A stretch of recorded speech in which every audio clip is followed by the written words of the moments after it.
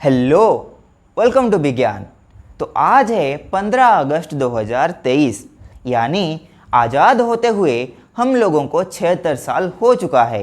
तो आज हम मना रहे हैं 77th इंडिपेंडेंस डे। तो आइए इस सेलिब्रेशन को थोड़ा और यादगार बनाते हैं, थोड़ा और स्पेशल बनाते हैं और समझते हैं पैरेलल कॉम्बिनेशन ऑफ रजिस्टर्स। तो यहाँ पे हमने 3 रजिस्टर्स का एक बेसिक पैरेलल कॉम्बिनेशन बनाया हुआ है। मतलब यहाँ पे ए, बी और सी 3 रजिस्टर्स एक दूसरे से पैरेलल होके कनेक्ट हुए हैं और यहाँ पे हमने एक सेल को लगाया हुआ है जो अपने दोनों पॉइंट के बीच में भी पोटेंशियल को डेवलप कर रहा है। तो यहाँ पे क्या होगा, ये हो गया हमारा पॉजिटिव टर्मिनल और ये है हमारा नेगेटिव टर्मिनल।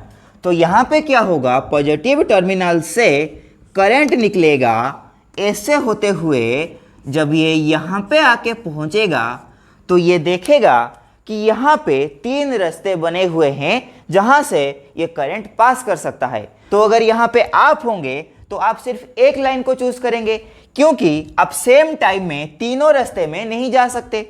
लेकिन करंट के लिए कुछ वैसा नहीं है, तो करंट यहाँ पे क्या करेगा, 3 हिस्सों में बढ़ जाएगा। मान लीजिए यहाँ पे क्या हुआ, I1 करंट फ्लो हुआ, यहाँ पे I2 और यहाँ पे I3 करंट फ्लो हुआ। ठीक, तो यहाँ पे देखिए, लेकिन पोटेंशियल जो है ये यहाँ पे जितना है यहाँ पे भी उतना ही है। सिमिलरली नेगेटिव पोटेंशियल यहाँ पे जितना है यहाँ पे भी उतना है।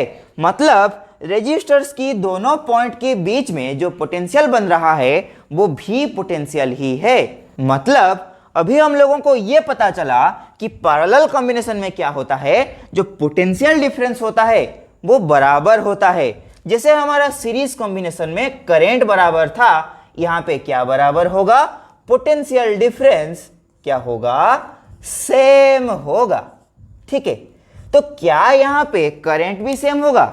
क्या करंट को निकाला जा सकता है? हाँ जी, निकाला जा सकता है। तो यहाँ पे I को निकालेंगे किससे, ओम्स लॉ से। तो ओम्स लॉ हम लोगों को पता है क्या होता है, V equal to I R. तो यहाँ पे अगर हम I1 निकालेंगे तो हमारे पास क्या होगा, V divided by R1। Similarly I2 का वैल्यू आ जाएगा V divided by R2। Similarly I3 का वैल्यू आ जाएगा V डिवाइडेड बाय R3। तो यहाँ पे हमने तीनों करंट को फाइंड आउट कर लिया है।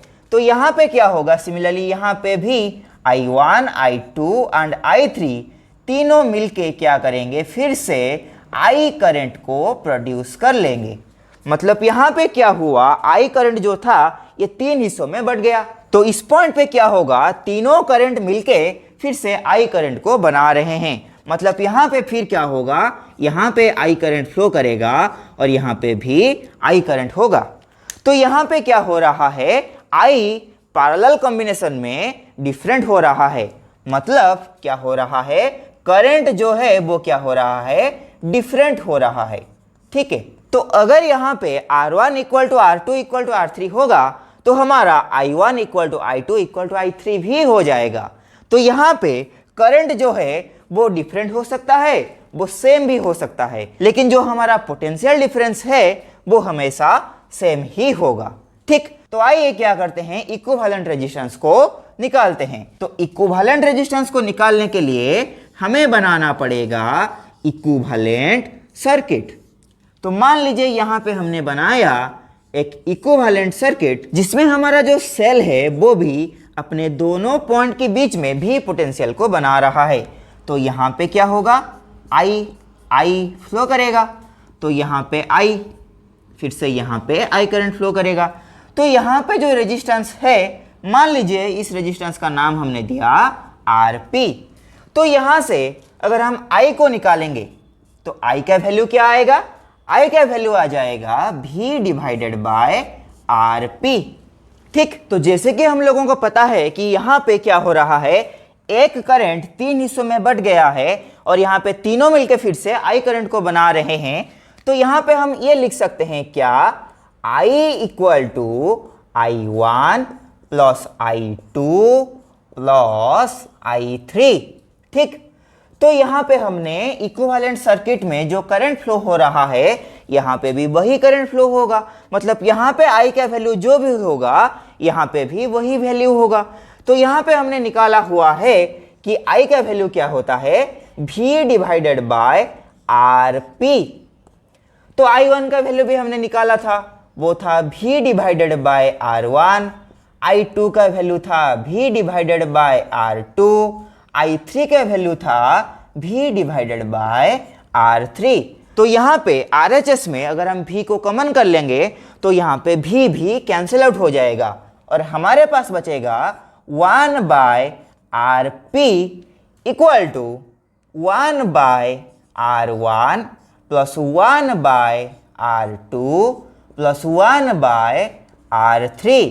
तो ये हो गया हमारा 3 रेजिस्टेंसेस या फिर 3 रेजिस्टर्स को जब हम पैरेलली कनेक्ट करते हैं तो वहां पे हमारा इक्विवेलेंट रेजिस्टेंस कुछ ऐसा आता है।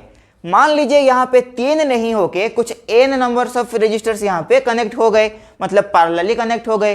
तो यहाँ पे उन सब के लिए जो हमारा इक्विवेलेंट रेजिस्टेंस होगा वो क्या होगा, 1 by R P equal to 1 by R1 plus 1 by R2। ऐसे ही चलता रहेगा चलता रहेगा चलता रहेगा, कब तक, जब तक हमारा लास्ट रेजिस्टेंस नहीं आ जाता। तो आई होप कि पैरेलल कॉम्बिनेशन ऑफ रेजिस्टर्स के बारे में किसी भी तरह का डाउट अभी तक आपका नहीं बचा होगा। अगर किसी तरह का डाउट अभी बचा है तो आप जरूर कमेंट करके पूछ सकते हैं। तो यहाँ पे खत्म होता है हमारा आज की इस वीडियो, यानी यहाँ पे खत्म करेंगे हमारा इंडिपेंडेंस डे स्पेशल का एक स्पेशल एपिसोड। तो मिलते हैं हमारा नेक्स्ट वीडियो में, जिसमें हम ये समझने जा रहे हैं कि पैरेलल कॉम्बिनेशन ऑफ रेजिस्टर्स और सीरीज कॉम्बिनेशन ऑफ रेजिस्टर्स, इनमें क्या क्या डिफरेंसेस है। तो बने रहिए, तब तक मिलते हैं हमारा नेक्स्ट वीडियो में।